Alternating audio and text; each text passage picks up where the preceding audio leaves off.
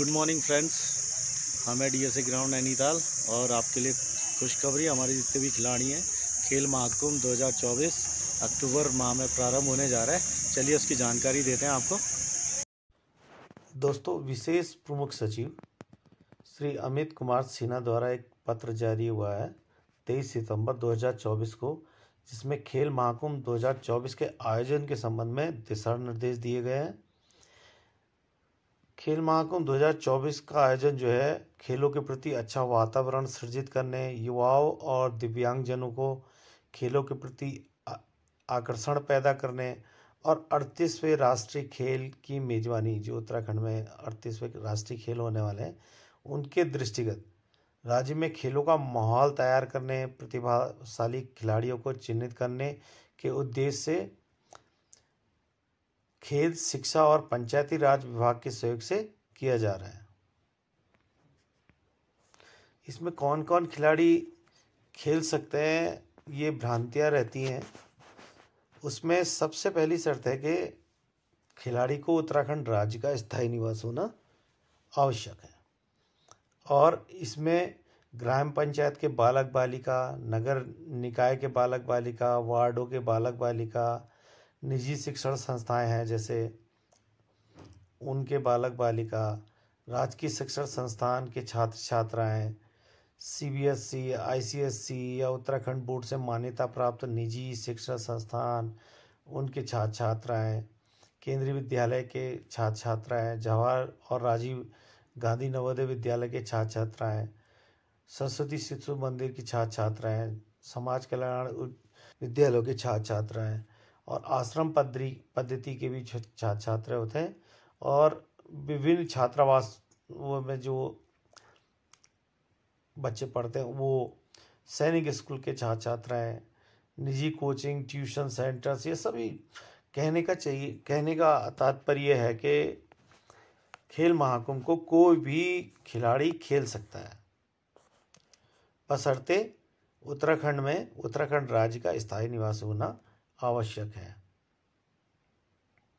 और ये खेल जो हैं, ये न्याय पंचायत से प्रारंभ होंगे और पहला इसका जो चरण होगा वो न्याय पंचायत स्तर होगा और इसमें जो है न्याय पंचायत के अंतर्गत या उसके आसपास के जो युवा हैं, नगर पंचायत या नगर पालिका, नगर निगम इस क्षेत्र में जो निवास कर रहे हैं वो प्रतिभाग कर सकते हैं। फिर विकास खंड स्तर पर प्रतिभागिता हुई तो विकास खंड के अंतर्गत जो निकट युवा जो नगर पंचायत, नगर पालिका, नगर निगम में निवासरत हैं, वे अपनी निकटतम विकास खंड में प्रतिभाग कर सकते हैं।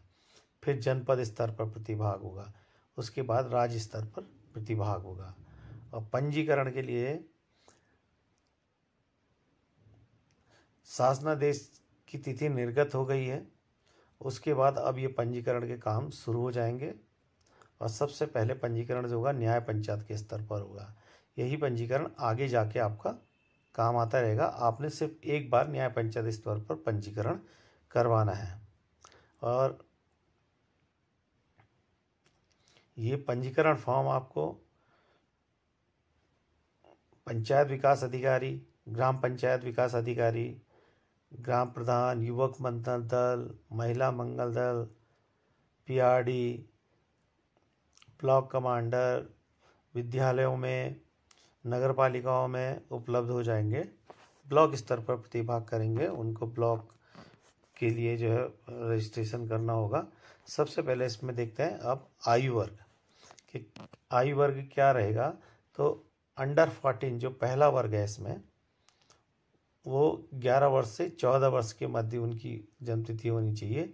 तो प्रतिभागी की आयु पूर्ण दिनांक 31/7/2024 को 11 वर्ष पूरे हो गए हों और 14 वर्ष से कम हों, वो अंडर 14 खेलेंगे। उसके बाद अंडर 17, इस एज ग्रुप में 14 वर्ष से अधिक और 17 वर्ष से कम वाले प्रतिभागी प्रतिभाग करेंगे। तीसरा वर्ग है अंडर 20 वर्ग, इसमें 17 वर्ष से अधिक और 20 वर्ष से कम आयु के बच्चे प्रतिभाग करेंगे।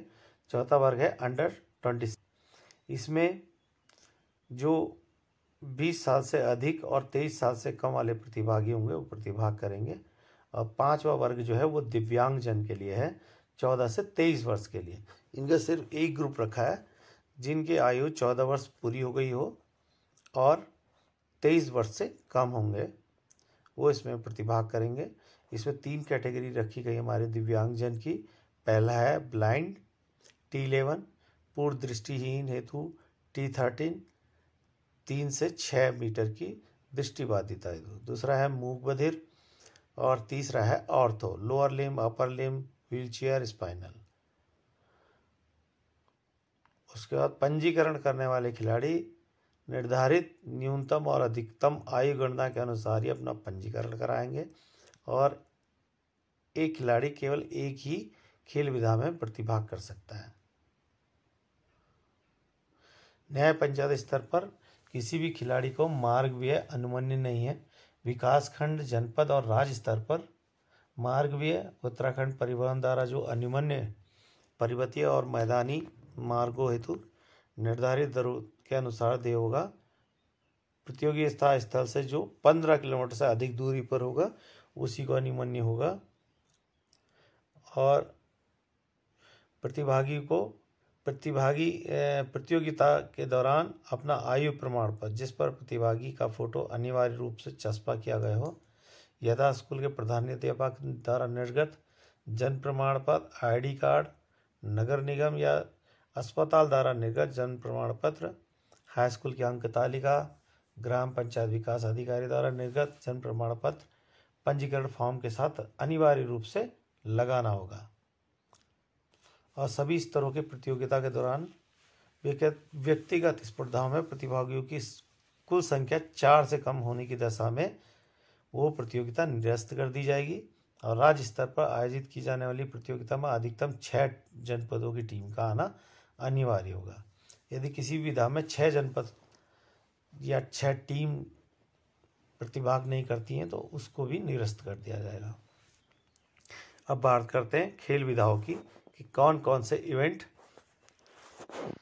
या खेल विधाएं खेल महाकुंभ 2024 में होनी है।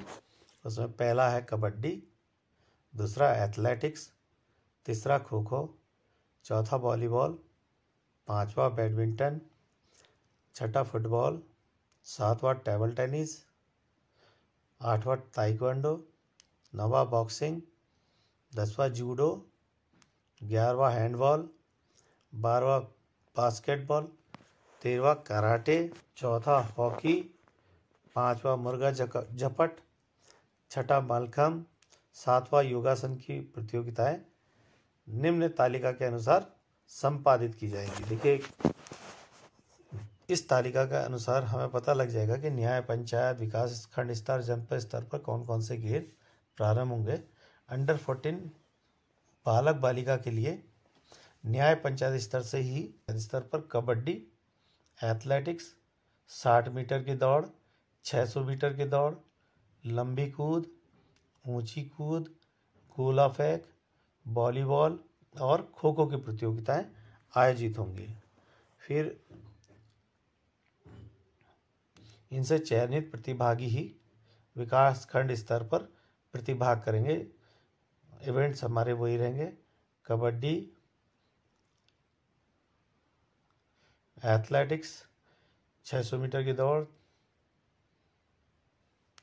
उसके बाद जनपद स्तर पर जो विकास खंड से चयनित प्रतिभागी होंगे वो प्रतियोगिताएं होंगी, जिसमें कबड्डी, खो खो, वॉलीबॉल, फिर एथलेटिक्स में 60 मीटर, 600 मीटर दौड़, लंबी कूद, ऊंची कूद, गोला फेंक। और सीधे जनपद स्तर पर टीम खेल होंगे, जिसमें फुटबॉल, बैडमिंटन, एकल युगल और मिक्स, जूडो,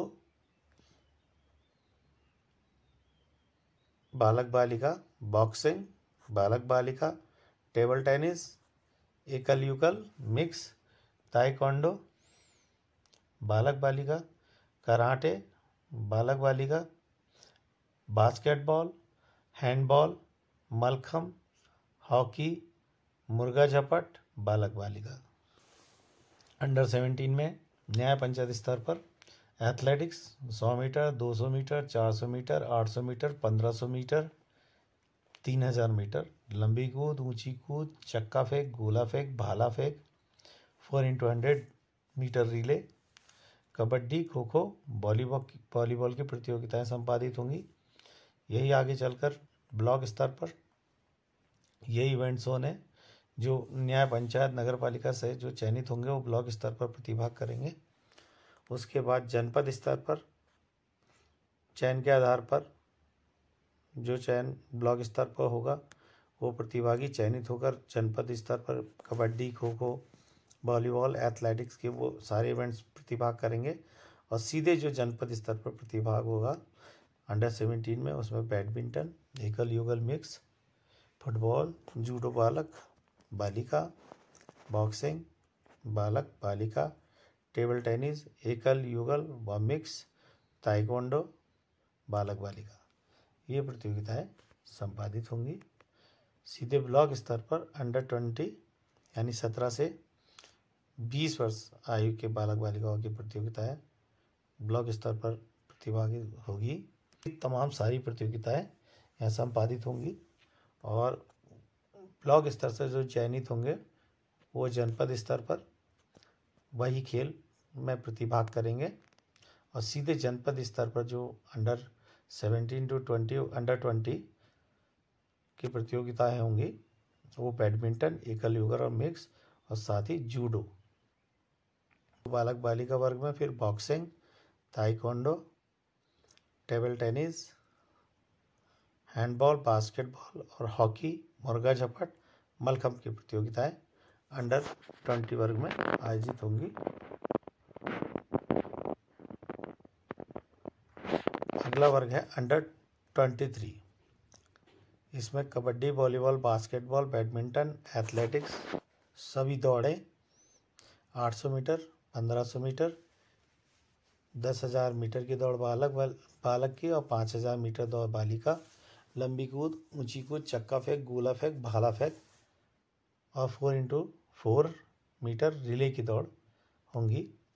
साथ ही दिव्यांगजन जो 14 से 23 वर्ष के लिए एक अलग ग्रुप है वो सीधे राज्य स्तरीय प्रतियोगिताओं में प्रतिभाग करेंगे। इसमें न्याय पंचायत, ब्लॉक स्तर या जनपद स्तर पर प्रतियोगिताएं नहीं होंगी। और अब आते हैं पुरस्कार। निर्धारित पुरस्कार जो हैं 2024 में न्याय पंचायत, विकासखंड, जनपद व राज्य स्तर पर दिए जाने हैं। जिसमें न्याय पंचायत स्तर पर जो प्रथम स्थान प्राप्त करेंगे उसमें 300 रुपया, तृतीय स्थान में 200 रुपया और तृतीय स्थान पे 150 रुपये और साथ ही विजेता प्रमाण पत्र, मेडल प्रथम, द्वितीय और तृतीय स्थान वालों को दिया जाएगा। विकासखंड स्तर पर प्रथम आने वाले को 500 रुपया, द्वितीय आने वाले को 400 रुपया और तृतीय आने वालों को 300 रुपये रखा गया है। साथ ही विजेता प्रमाण पत्र और मेडल दिए जाएंगे। जनपद स्तर पर प्रथम आने वाले को 800 रुपया, द्वितीय आने वाले को 600 रुपया और तृतीय स्थान पाने वाले को 400 रुपया मिलेगा। साथ ही प्रमाण पत्र और मेडल दिए जाएंगे। राज्य स्तर पर प्रथम आने वाला 1500 रुपया, द्वितीय आने वाले को 1000 और तृतीय स्थान प्राप्त करने वाले को 700 रुपये नगद और प्रमाण पत्र व मेडल दिए जाएंगे। Team championship. राज्य स्तर पर प्रत्येक आयु वर्ग में सर्वाधिक अंक प्राप्त करने वाले जनपद के एक बालक व एक बालिका को चैंपियनशिप के रूप में विजेता और उपविजेता की ट्रॉफी दी जाएगी। अंकों का निर्धारण इस प्रकार होगा। व्यक्तिगत खेल होगा तो उसमें स्वर्ण पदक के 5 अंक, रजत पदक के 3 अंक और कांस्य पदक के 2 अंक होंगे और टीम स्पर्धा में भी यही अंक रखे जाएंगे। और भी अगर किसी तरह की आपकी क्वेरी होगी तो उस क्वेरी को हम आपके पूरा करेंगे, आप हमसे पूछ सकते हैं। लगभग सभी सूचनाएं आपको दे दी गई हैं। इसके अतिरिक्त भी अगर किसी तरह की कोई क्वेरी होगी तो आप हमारे कमेंट्स बॉक्स में जाकर हमसे पूछ सकते हैं। हमारा प्रयास रहेगा कि आपकी शंका का समाधान हो और आप इस वीडियो को ज़्यादा से ज़्यादा शेयर करें ताकि ज़्यादा से ज़्यादा खिलाड़ी इससे लाभान्वित हों। और पसंद आए तो लाइक भी ज़रूर करें। सब्सक्राइब करना ना भूलें हमारा चैनल। हम समय समय पर खेल से संबंधित समस्त जानकारी आप तक पहुंचाने का प्रयास करते हैं। और आपका दिन शुभ हो। नमस्कार।